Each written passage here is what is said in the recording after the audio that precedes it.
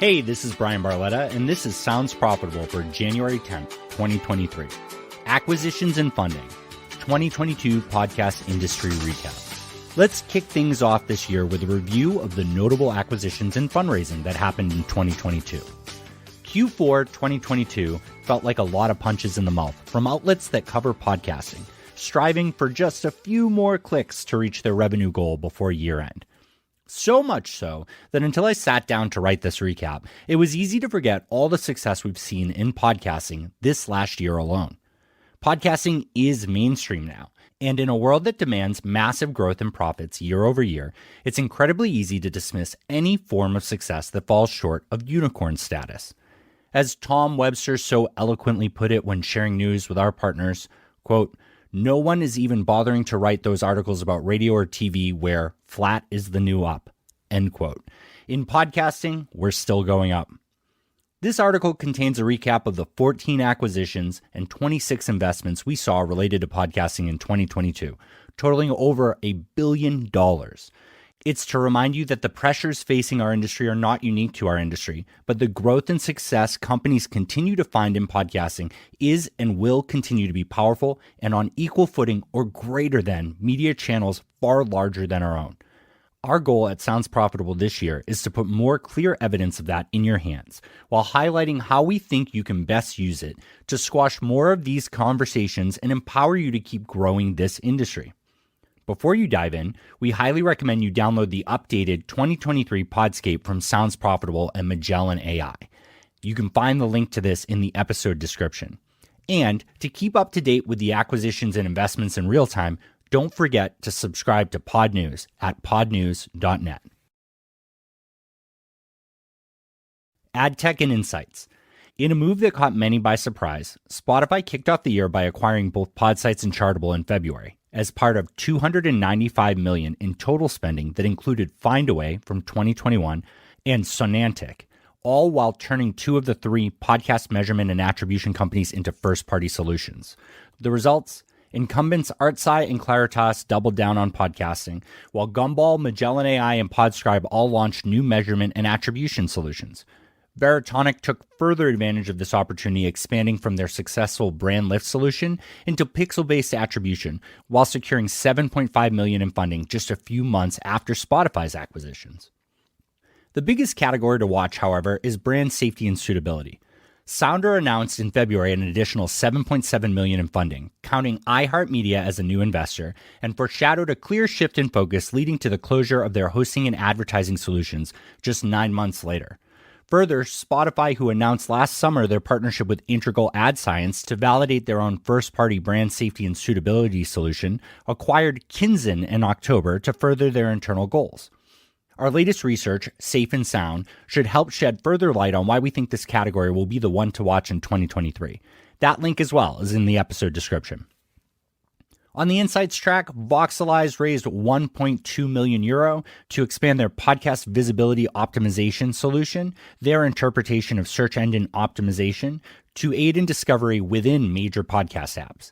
And in a move that still has many scratching their head, Acast acquired independent podcast database company Podchaser for $34 million in July. Much of the value Podchaser brought to the industry was in its neutrality and interconnectedness with many major hosts and podcast players, which is entirely lost as a first-party solution. Hosting and monetization. In February, Libsyn acquired Podcast Ad Reps, a publisher representation agency, for $5 million. Libsyn then raised $4.75 million in March before acquiring Julep Media, a German-focused analog of AdvertiseCast, who they acquired in 2021. Expanding their advertising business further globally. Comparing the Libsyn from 2020 to the Libsyn of today, it's incredibly clear that monetization is front and center for their new vision. Continuing globally, UK podcast rep firm Audi raised £2.5 million in August, 12 months after acquiring production company Radio Wolfgang in 2021, and just a few weeks before acquiring AudioMe to further their monetization and marketing services, as well as expanding into German language territories. And in November, French podcast advertising marketplace Audion raised €6 million. It's exciting to see podcast advertising-focused companies outside the U.S. raise funds, as many of the promises and press releases in 2021 of global expansion from the existing podcast companies often fell short. Back in the States, Gumball, the podcast advertising marketplace created by the team at Headcom Podcast Network, raised $10 million in March, and Podcast One, the wholly owned subsidiary of Live One, raised $8.1 million on their quest to spin out as a separate company. Creator tools and discovery. Tools that improve podcast creation continue to be a major category again this year. Audio and video recording platform Riverside raised $35 million in April, but it's unclear how Squadcast's awarded patent will impact their growth. UK-based Elite 2 from the Podcasters raised £500,000 to continue expanding their full-service podcast-making web-based solution, which now offers hosting along with additional creation tools. And Resound raised $1.35 million for their automated editing tool, which is a more hands-off approach to cleaning up recordings before editing. Back again this year is the audio and video AI-enhanced editing solution Descript, raising an additional $50 million in a round led by the OpenAI Startup Fund. OpenAI's suite of tools further entering the podcast space are likely to disrupt some existing relationships for Descript. Keeping with the trend of AI, Spotify acquired dynamic AI voice platform Sonantic in what looks like a move to internally generate new text-to-speech content for listeners over providing it as a creation tool through Anchor. And Veritone acquired personalized synthetic voice company Vocal ID as they continue to expand AIware, with audio taking a clear front seat in their offering. The listener-focused side was light but interesting this year, as AI-powered podcast app Snipped raised $700,000, and Nation Broadcasting acquired a 10% interest in UK-based radio station Podcast Radio. New ways to create, consume, and even interact with podcasting content is a challenging but worthy area, which even inspired Insider and Axel Springer to invest in Spooler, which challenges the static nature of podcasts. Production.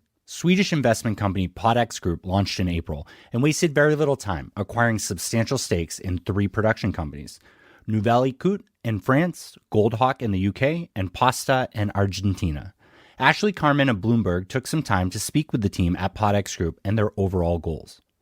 In the Netherlands, Podimo, a subscription service for audiobooks and exclusive podcasts, acquired podcast publisher Daga Nacht in March before raising another €58.6 million in September, bringing their total raised to €160.2 million since launch in 2019. And in Jordan, Sout Media acquired Dubai-based Finyal Media. Back in the US, SiriusXM acquired podcast network Team Coco, which included a 5-year talent agreement with Conan O'Brien that spans far past just podcasting. Here's a list of the additional production company investments from 2022, as it was by far the largest category. Religion of Sports raised $50 million. Tortoise Media raised £10 million. Audio Up raised $10 million. Lemonada Media raised $8 million. Just Women's Sports raised $6 million.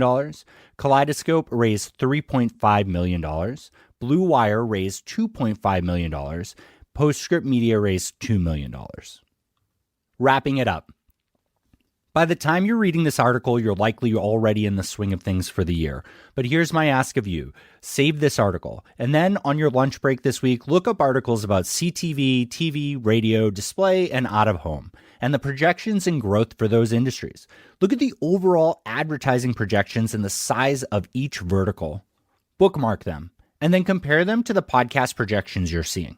The transitional line between niche and mainstream is brutal, but that is what we've all been working incredibly hard to achieve. 2023 will not be an easy year, but that does not mean that it won't be successful for many of us, and eye-opening for companies that were not built to weather tough economic conditions. Specific companies deserve to get a few punches in the mouth, but podcasting is doing great and will continue to do better as we educate and explain as much as we possibly can to everyone working in this industry.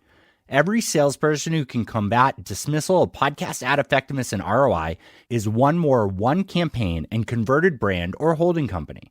Every account manager who can explain the brand safety and suitability differences between choosing to listen to a podcast and flipping through the channels to find a TV show is a future leader of this industry.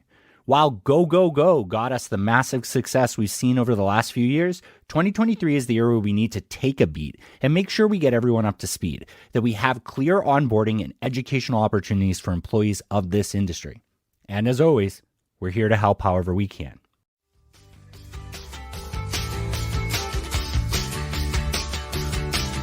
Thanks again for listening to this article. You can find more of Sounds Profitable's great content, research, and information about our live events at soundsprofitable.com. This episode was built using Spooler.